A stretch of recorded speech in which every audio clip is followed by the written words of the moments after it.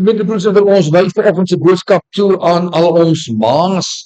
En as Christene is ons geseënd om soveel inspirasie te kan put uit die Bybelse besondere ma's. Ou Testament sowel as Nuwe Testament kry ons voortreffelike ma's. Dink maar in die Ou Testament se Ester, aan Rut, aan Hanna, aan Sarah en Rachab. En dan in die Nuwe Testament wat van Maria Magdalena en Maria die aardse ma van Jesus. En vanoggend dan gaan ons bietjie die kollig werp op Maria Jesus se aardse ma. Wat se soort ma was sy? Was sy 'n goeie ma gewees? Kan ons dit seker uit agterkom? Ons ontmoet vir haar in die evangelies. Ek gaan vanoggend stil staan by Lukas 1 en ons lees daar vanaf vers 26. En in die 6de maand is die engel Gabriël deur God gestuur na 'n stad in Galilea met die naam van Nasaret, na 'n maagd wat verloof was aan 'n man met die naam van Josef uit die huis van Dawid. En die naam van die maagd was Maria. En die engel het by haar ingekom en gesê: "Wees gegroet, begenadigde, die Here is met jou, geseënd is jy onder die vroue." Hier word ons sommer gou ingelig dat die Here God stuur 'n boodskapper. Engel beteken boodskapper na die maagd Maria wat verloof was aan Josef. Uit die bloute verskyn die engel aan haar en sy aankondiging is ongeëwenaard. Nie net het sy genade ontvang van die Here nie, maar sy is geseënd onder die vroue. Sy is geseënd deurdat die Here haar uitgesonder het. Uitgesonder en daardeur 'n spesiale eer aan haar gegee. Vers 29, en toe sy hom sien, was sy baie ontsteld oor sy woord, en sy het daaroor nagedink wat hierdie groet tog kon beteken. En die engel sê vir haar: "Moenie vrees nie, Maria, want jy het genade by God gevind. En kyk, jy sal swanger word en 'n seun baar, en jy moet hom Jesus noem." Nou vind ons uit, hoekom was Maria uitgesonder deur die Here? Hoekom is sy geseënd onder die vroue? Sy gaan geboorte gee aan Jesus, die seun van God. Jy moet hom Jesus noem. Sy het dadelik geweet wat dit beteken. Verlosser. Die woord Jesus beteken my Here is verlosser. En dan Gabriël sê vir haar: "Moenie bang wees nie. Moenie bang wees nie." Hy bring vir haar besondere nuus, vers 32. Hy sal groot wees en die seun van die Allerhoogste genoem word, en die Here God sal aan hom die troon van sy vader Dawid gee, en hy sal koning wees oor die huis van Jakob tot in ewigheid, en aan sy koninkryk sal daar geen einde wees nie. Toe sê Maria vir die engel: "Hoe kan dit wees, aangesien ek geen man het nie?" 'n mond vol hierdie aankondiging van die engel Gabriël. Hy vertel vir haar 5 dinge, 5 eienskappe van hierdie persoon wat gebore gaan word. Hy sal groot wees, iemand besonders, nie sommer net nog 'n kind nie. Hy sal genoem word die seun van die Allerhoogste. Die woord Allerhoogste, broer en suster, was 'n bekende woord vir die Israeliete daardie tyd. Om die seun te wees van die Allerhoogste beteken vir hulle in daai tyd, hy gaan gelyk wees aan die Allerhoogste, die seun van God. Daardie mense het baie sterk geglo in daardie tyd dat 'n seun was nes sy pa. As jy dan gesê het 'n seun van so en so, dan was die persoon baie soos sy pa. Vandag sal ons sê die appeltjie val nie ver van die boom af nie. Jesus gaan die troon van Dawid kry. Dawid, sy voorvader. Jesus was gebore deur die afstammeling, die nageslag van koning Dawid van die Ou Testament, van die koning van Israel. Hy gaan regeer oor Israel, tydens ook die wêreld gaan die Here regeer, Jesus tydens die 1000-jarige vredesryk. Jesus gaan regeer oor Israel vir ewig, en sy koninkryk sal nooit ophou nie. Dit is heeltemal te veel dat ons verwag dat Maria hierop sou reageer, nie waar? Dit is so gelaai met inhoud, dis so 'n skok. En die eerste skok by Maria as persoon en as vrou kan ons verwag sal wees, maar hoe op aarde is dit moontlik dat ek kan geboorte gee aan iemand in die eerste plek? Ek is 'n maagd. Ek is nog nie getroud nie. Dis nog nie menslik moontlik nie. Vers 35. En die engel antwoord en sê vir haar, die Heilige Gees sal oor jou kom, en die krag van die Allerhoogste sal jou oorskadu. Daarom ook sal die Heilige wat gebore word, seun van God genoem word.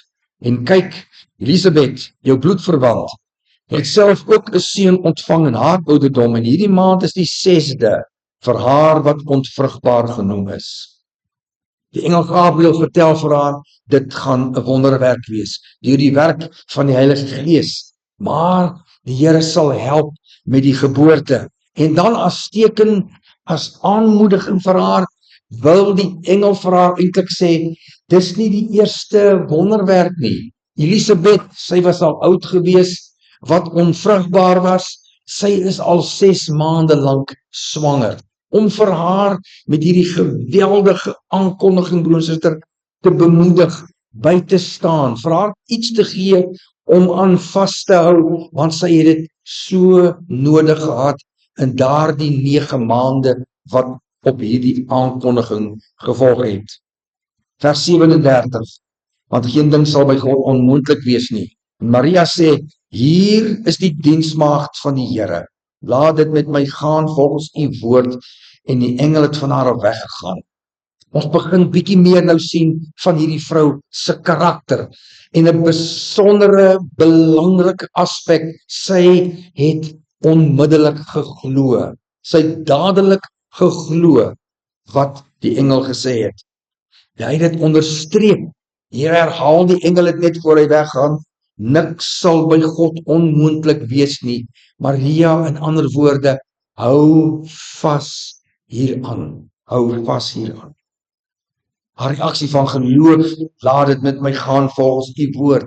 Hier is ek is beskikbaar, ek is tot u diens. Sy was 'n diep geestelike, ons sal vandag sê Christelike persoon gewees. Dit kan ons agterkom ook met haar reaksie. Maar toe begin die 9 maande. En na ruk, broer, kan almal sien dat sy verwagtend is. Eerstens gaan sy na die bloedverwant toe, sy gaan na Elisabeth toe, net na die engel weg is, sy kom by Elisabeth aan, en dadelik sê Elisabeth, geseënd is jy onder die vroue. En Maria antwoord met 'n pragtige loflied, waarin sy die Here loof, en vir ons wys watter mate sy getrou gebly het aan God en die godsdiens van die Ou Testament wat oorgedra is aan die Israeliete van Jesus se tyd. Diep geestelike persoon. En toe begin die swangerskap wys. En toe begin die prys wat sy moet betaal. Het julle gehoor? Maria is swanger. Sy's ontrou gewees aan Josef. Het julle gehoor wat sy storie vertel sy? Daar het 'n engel aan haar verskyn en sy gaan nou sommer wonderwerke, gaan sy sommer net swanger word. Kan jy dit glo? Wie glo nou so 'n storie? Dit het ons nog nooit gebeur nie. Kan jy jou voorstel die kinderstories in die verwerping van Nazaretse mense van Maria? 9 maande lank. En dit was nie al nie, ou Josef. Hy moes maar haar op haar woord vat. Hy moes net glo, hy moes haar vertrou. Maar hoe kan dit tog wees? Dis tog nie moontlik nie. Dit het tog nog nooit gebeur dat 'n maagd swanger word nie. En dan lees ons in Matteus 1 vers 19. En Josef, haar man, omdat hy regverdig was en onwillig om haar openbaar te maak, het hom voorgenem om in die geheim van haar te skei. Maar terwyl hy dit in die gedagte gehad het, verskyn daar 'n engel van die Here in 'n droom aan hom en sê, Josef, seun van Dawid, Wees nie bevrees om Maria jou vrou by jou te neem nie, want wat in haar verwek is uit die Heilige Gees, en sy sal 'n seun baar. En jy moet hom Jesus noem, want dit is hy wat sy volk van hulle sondes sal verlos. Uiteindelik kry Maria as ware haar verloofde terug. Hy glo in haar, hy staan by haar, hy glo saam met haar. Hoe lank wonder ek nogal, moes sy alleen daardie las dra? Hoe lank moes sy alleen opstaan teen die skinder en die verwerping van Nazaretse mense? En toe, 9 maande later, keiser Augustus bepaal dat alle Israeliete moet ingeskryf word. Daar is 'n sensus, 'n volkstelling, en almal moet gaan na hulle geboortedorp toe. Nog 'n wonderwerk. Die Here beweeg 'n totaal heidense keiser om seker te maak dat Maria en Josef Bethlehem toe gaan, waar hulle gebore was. Want die Ou Testament het voorspel, in Bethlehem sal die Messias, sal Jesus gebore word. Hulle moes soontoe. Geen probleem nie. Ek kry net gou die bakkie reg, ons is reg, ons is gepak, hier gaan ons. As jy vandag wil ry vanaf Nazareth, Bethlehem toe, broers en susters, is dit 150 km. En hulle op 'n donkie, 'n vrou wat 9 maande swanger is, op 'n donkie, 150 km ver. Wonderwerk nommer 4, geen miskraam. Sy kom in Bethlehem aan, dan die verhaal van die wyse manne, die herders, die geboorte. En Maria sê, yes, kom ons gaan huis toe. Nee, 'n engel verskyn aan Josef, maar dieselfde nag, julle moet vlug, julle moet Egipte toe. In die nag, met 'n pap baba op 'n donkie, oor die 450 km, moet hulle ry tot in Egipte.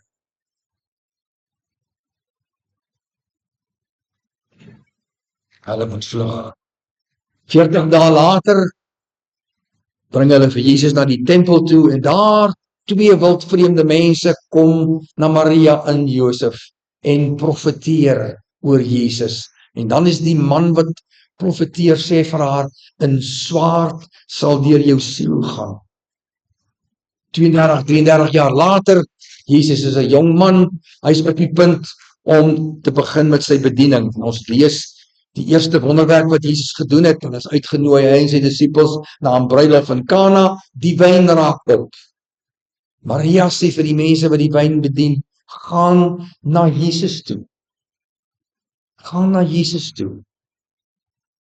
Wat het sy nie als in daai 32 jaar van hierdie kind van haar gesien, wat vir haar laat glo het, dat hy gaan wonderwerke doen en kan doen, nog voordat Jesus 'n enkele wonderwerk gedoen het.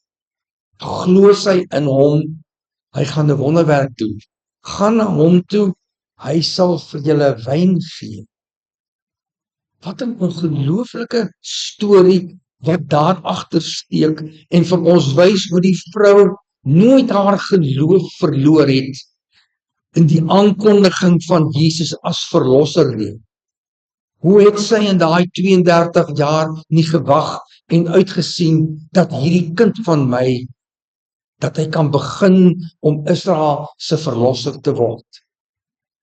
Die wonderwerk het vir haar padkos gewees. As vrou het sy daaraan vasgehou. Dit het vir haar die streep getrek en gesê, dit is God. Hoe kon ek swanger geword het sonder 'n wonderwerk? En hier kom ons uit by die eerste wonderwerk van Jesus, en niemand anders as om dit te begin nie, as Maria. Maria gaan na Jesus en hy maak wyn uit water. Nou later kom ons dan so hier en daar op Maria af in die verhaal van die evangelies. Ons lees op 'n kol dat Jesus se broers het nie aan hom geglo nie, maar Maria het aangehou om op hom te glo. Sy het heeltyd by hom geglo, maar dan is daar 'n wending en kom Maria uit by 'n slegte deel van haar verhaal met Jesus as haar seun. En hier vind ons die gewig van die verwagting van Israeliete. Hulle het verwag die Messias gaan regeer oor die wêreld. En Maria wat ons gewag het, en hier sy, en hy begin wonderwerke doen, en daar's net niks nie.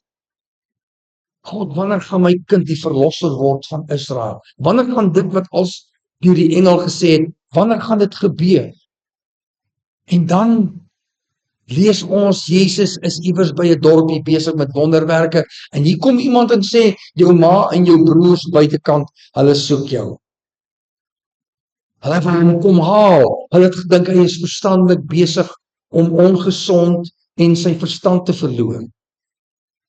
En daar verloor Maria haar geloof, haar vertroue, haar hoop, als wat sy uitgesien het, verloor sy.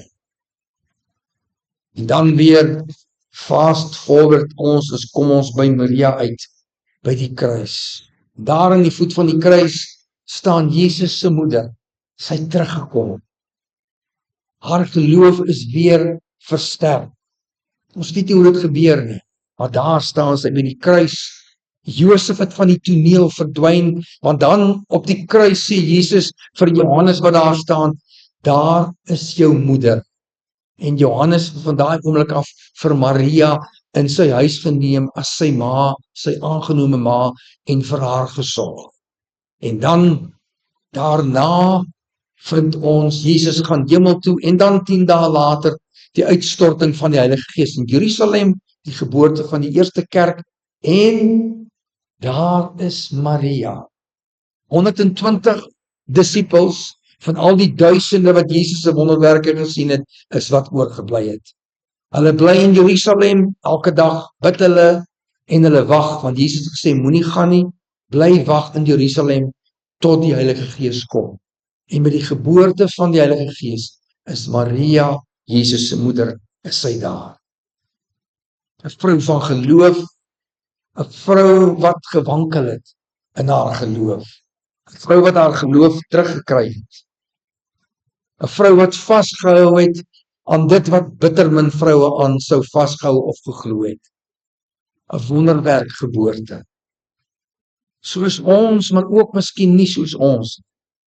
Soos ons, maar ook iemand wat ons kan sê, sou ek geglo het as ek in haar skoene was. Sou ek dit aanvaar het.